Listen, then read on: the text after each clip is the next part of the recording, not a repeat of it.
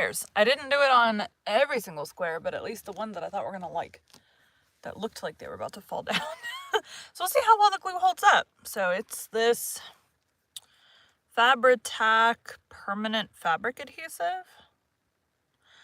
I don't know. Mainly I was trying to look at it. Bonds fabrics, lace, glass, leather, wood, trims. I don't know, because all the other super glues didn't list foam. Like this is the one that I used prior. And this one is wood, metal, acrylic. It does say foam, but it did not work very well. So don't use. This is easier to use because it's a spray, but it did not hold well. Okay. It could have been it didn't hold well because some of the stuff is like hanging upside down, so it wouldn't have had the, like maybe if I had something to like clamp it together while it dried, but because they were already up in the booth. Anyways, let's go. Who's talking? Lori. Today, something made a really weird sound. Today we'll be continuing Little Women by Louisa May Alcott. 44. My Lord and Lady.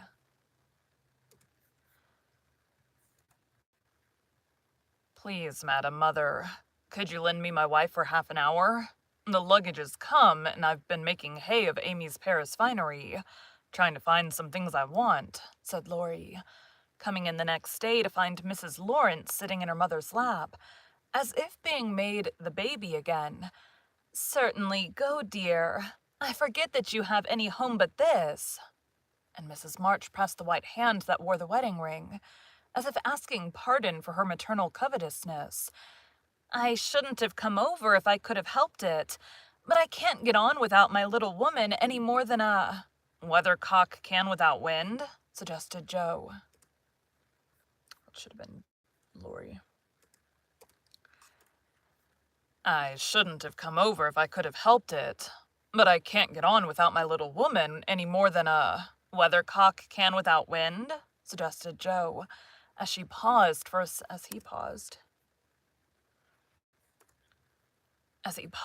simile. Jo had grown quite her own saucy self again since Teddy came home. Exactly, for Amy keeps me pointing due west most of the time, with only an occasional whiffle round to the south, and I haven't had an easternly spell since I was married. Don't know anything about the north, but am altogether salubrious.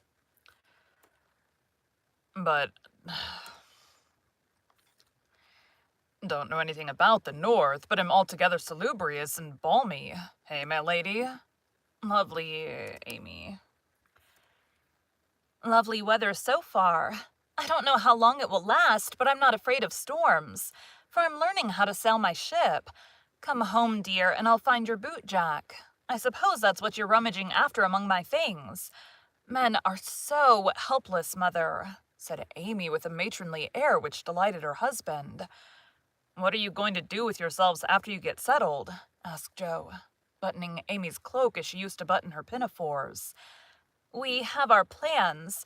We don't mean to say much about them yet because we are such very new brooms. But we don't intend to be idle. I'm going into business with a devotion that shall delight grandfather. Nope. This should all be Laurie. We have our plans. We don't mean to say much about them yet because we're such very new brooms, but we don't intend to be idle. I'm going into business with a devotion that shall delight grandfather, and prove to him that I'm not spoiled. I need something of the sort to keep me steady. I'm tired of dawdling and mean to work like a man. And Amy, what is she going to do? Asked Mrs. March, well pleased at Laurie's decision and the energy with which he spoke. After doing the civil all round and airing our best bonnet, we shall astonish you by the elegant hospitalities of our mansion, the brilliant society we shall draw about us, and the beneficial influence we shall exert over the world at large. That's about it, isn't it, Madame Recamier? How do you say that? Recameier.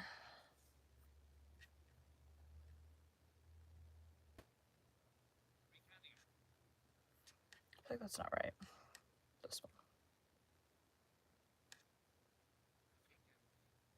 Recamier. Recamier. Isn't it, Madame Recamier? Asked Laurie with a Damn it! Asked Laurie with a quizzical look at Amy. Time will show.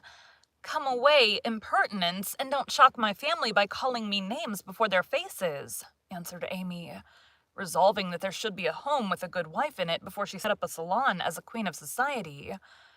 How happy those children seem together, observed Mr. March, finding it difficult to become absorbed in his Aristotle after the young couple had gone. Yes, and I think it will last, added Mrs. March, with the restful expression of a pilot who has brought a ship safely into port. I know it will. Happy Amy. And Joe sighed, then smiled brightly as Professor Bear opened the gate with an impatient push. Later in the evening, when his mind had been set at rest about the bootjack, Laurie said suddenly to his wife, who was flitting about, arranging her new art treasures, Mrs. Lawrence. My lord? That man intends to marry our Joe. I hope so. Don't you, dear? Well, my love, I consider him a trump in the fullest sense of that expressive word, but I do wish he was a little younger and a good deal richer. Now, Laurie, don't be too fastidious and worldly-minded. If they love one another, it doesn't matter a particle how old they are, nor how poor. Women never should marry for money. Amy caught herself up short as the words escaped her, and looked at her husband, who replied with malicious gravity, Certainly not, though you do hear charming girls say that they intend to do it sometimes. If my memory serves me, you once thought it your duty to make a rich match. That accounts, perhaps, for your marrying a good-for-nothing like me. Oh, my dearest boy, don't say that. I forgot you were rich when I said yes. I'd have married you if you hadn't a penny, and I sometimes wish you were poor that I might show how much I love you.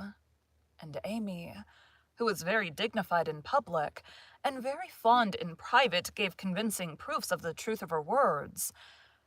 You don't really think I'm such a mercenary creature as I tried to be once, do you?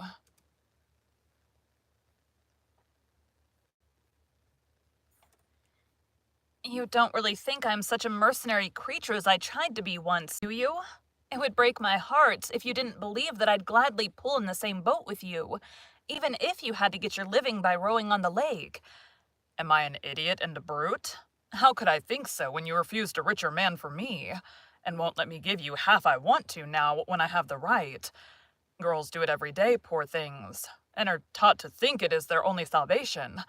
But you had better lessons, and though I trembled for you at one time, I was not disappointed, for the daughter was true to the mother's teaching. I told Mama so yesterday, and she looked as glad and grateful as if I'd given her a check for $1 million to be spent.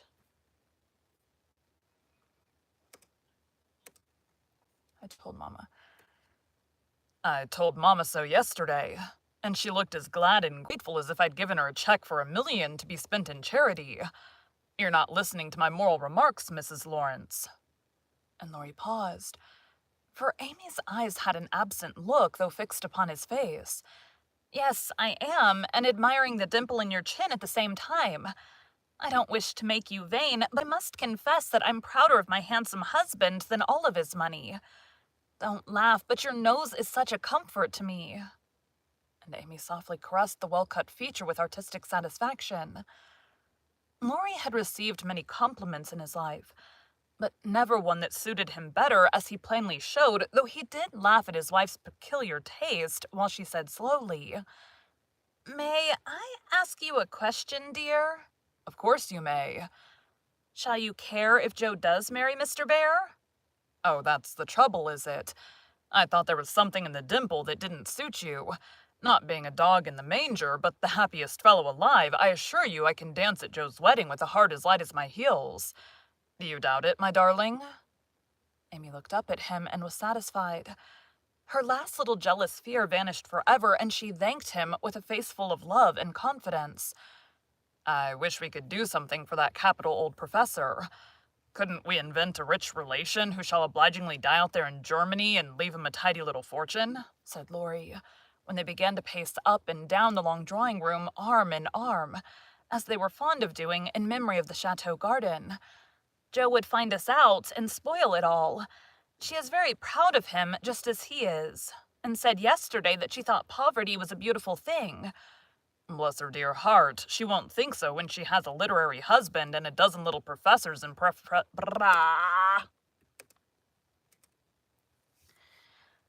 Bless her dear heart. She won't think so when she has a literary husband and a dozen little professors and professorins to support. We won't interfere now, but watch our chance, and do them a good turn in spite of themselves. I owe Jo for part of my education, and she believes in people's paying their honest debts, so I'll get round her in that way. How delightful it is to be able to help others, isn't it?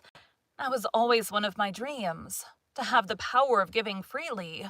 And thanks to you, the dream has come true. We'll do quantities of good, won't we?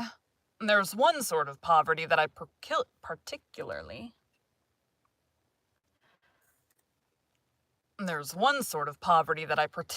like to help. Out-and-out beggars get taken care of, but poor gentlefolks fare badly, because they won't ask and people don't dare to offer charity. Yet there are 1,000 ways of helping them if only one knows how to do it so delicately that it does not offend. I must say I like to serve a decayed gentleman better than a blarneying beggar. I suppose it's wrong, but I do, though it's harder.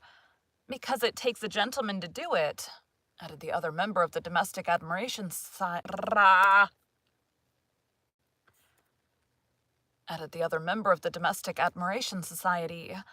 Thank you. I'm afraid I don't deserve that pretty compliment. But I was going to say that while I was dawdling about abroad, I saw a good many talented young fellows making all sorts of sacrifices, and enduring real hardships that they might realize their dreams. Splendid fellows. Some of them working like heroes, poor and friendless, but so full of courage, patience, and ambition that I was ashamed of myself and longed to give them a right good lift. Those are people whom it's a satisfaction to help, for if they've got genius, it's an honor to be allowed to serve them and not let it be lost or delayed for want of fuel to keep the pot boiling. If they haven't, it's a pleasure to comfort the poor souls and keep them from despair when they find out. Yes, indeed. And there's another class who can't ask, and who suffer in silence. I know something of it, for I belonged to it before you made a princess of me, as the king does the beggar maid in the old story.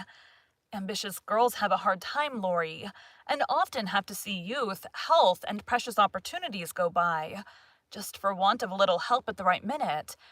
People have been very kind to me, and whenever I see girls struggling along as we used to do, I want to put out my hand and help them as I was helped. And you shall, like an angel as you are, cried Laurie, resolving with a glow of philanthropic zeal to found and endow an institution for the express benefit of young women with artistic tendencies.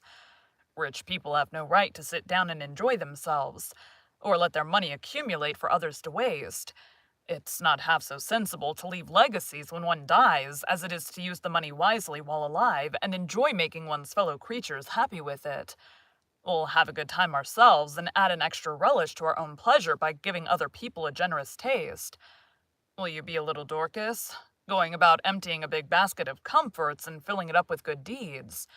With all my heart, if you will be a brave St. Martin, stopping as you ride gallantly through the world to share your cloak with the beggar. It's a bargain, and we shall get the best of it.